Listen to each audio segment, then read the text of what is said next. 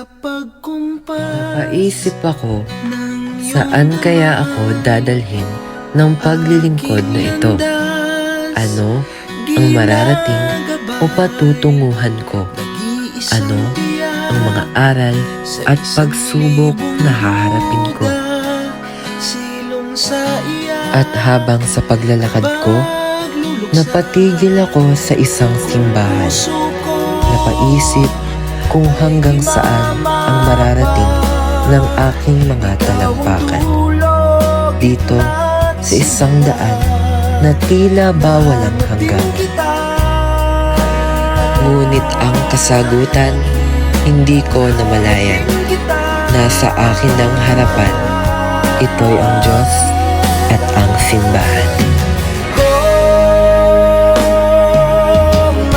Minsan maputik, minsan madilim, minsan nakakapagod.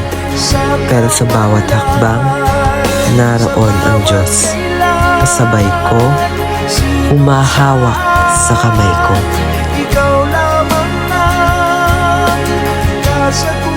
At habang naglalakad ako, ay aking napagtanto na ang paglilingkod pala ay hindi tungkol sa kung gaano karami ang nagagawa ko, kundi kung gaano katapat ang aking puso. Hindi ito tungkol sa kung sino ang humahanga, kundi sa kung sino ang natutulungan kong bumangon.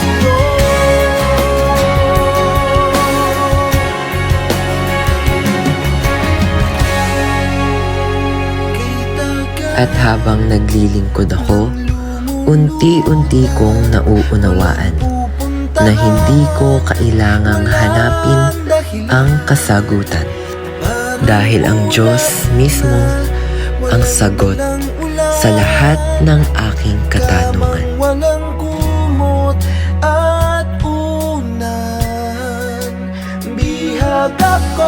Kaya ngayon, habang patuloy akong naglalakad sa daang ito, dala ko ang tanong, pero dala ko rin ang kasagutan. Oo, tama ang landas na ito.